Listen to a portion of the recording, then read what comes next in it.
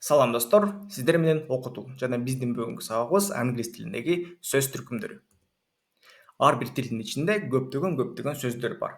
Бирөөсү затты билдирсе, башкасы ошол эле затты сүрөттөйт. Бирөөсү кыймыл аракетти билдирсе, башкасы ошол эле кыймыл аракетти сүрөттөйт. Эми ошол тилди жакшы үйрөнүү оңой жана үйрөтүү оңой болуш үчүн биз ал сөздөрдү милдеттерине жараша топторго бөлөбүз. Ал топторду биз сөз түркүмдөрү деп атайбыз. Бул сабакта ошол сөз түркүмдөрдүн эң негизгилерин сизге түшүндүрүп беребиз. Биринчиси noun же болбосо зат атоочу. Бул сөздөр кандайдыр бир затты билдирет дагы ким жана эмне деген суроолорго жооп берет.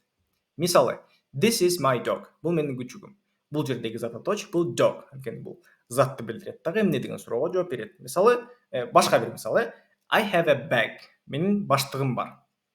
Бул сүйлөмдөгү зат атооч бул bag болот. Анткени ал кайрадан эле затты билдирет жана эмне деген суроого жооп берет.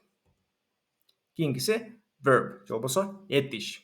Бул сөздөр кандайдыр бир кыймыл аракетти билдирип турат. Жана эмне кылды, эмне кылып жатат, эмне кылат деген суроолорго жооп берет. Мисалы, we play chess. Биз шахмат ойнойбуз. Бул жердеги этиш бул play. Анткени бул кыймыл аракетти билдирет. Кийинкиси pronoun же болбосо ат атоочтор. Мен, сен, ал, бул, тигил деген сөздөр.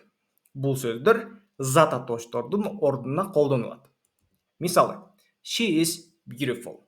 Ал сулуу. Бул жердеги ат атооч бул she болот. Анткени ал кыз деген сөздүн ордуна колдонулуп турат. Кийинкиси adjective, сын атоочу. Бул сөздөр зат атоочторду сүрөттөп турган сөздөр жана кандай деген суроого жооп берет. Мисалы, pretty boy, татынакай бала. Бул жердеги зат атооч бул boy. Ал эми аны сүрөттөп турган сын атооч pretty. Ошондуктан бул сын атооч болот. Же болбосо башка бир мисал. Big house, чоң үй. Бул жердеги зат атооч үй, house жана аны сүрөттөп турган сөз big. Ошондуктан бул сын атооч болот. Кийинкиси adverb, тактооч.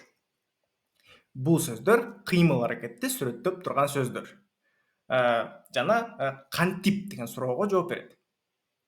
Мисалы, I run quickly. Мен бат чуркайм. Бул жердеги кыймыл аракет бул run, чуркай. Жана аны сүрөттөп турган сөз quickly, бат. Ошондуктан бул тактооч болот. Adjective менен adverb'ти алмаштырбоо үчүн ушул эле нерсени жаттап калабыз. Бул бирөөсү зат атоочту сүрөттөйт, экинчиси болсо кыймыл аракетти сүрөттөйт. Кийинкиси preposition, предлогтор. Англис тилинде предлогтор буюмдардын, адамдардын жана кыймыл аракеттердин ортосундагы мамилелерди сүрөттөп турат. Бирок кыргыз тилинде предлогтор жок. Предлогтор кыргыз тилинде мүчөлөр аркылуу көрсөтүлгөн. Бул сүйлөмдү карап көрүңүз. I go to work. Мен жумушка барам. Бул жердеги предлог бул to. Жана кыргыз тилинде ал ка деген мүчө менен берилип турат. Бул сүйлөмдү жакшылап окуп көрүңүз. Мен жумушка барам. Жумушка деген сөздүн ичиндеги ка мүчөсү бул англис тилиндеги to предлогу. Оп-оңой, жакшы. Ушун менен сабагыбыз бүттү. Кийинки сабакта биз артиклдер жөнүндө үйрөнөбүз. Көрүшкөнчө.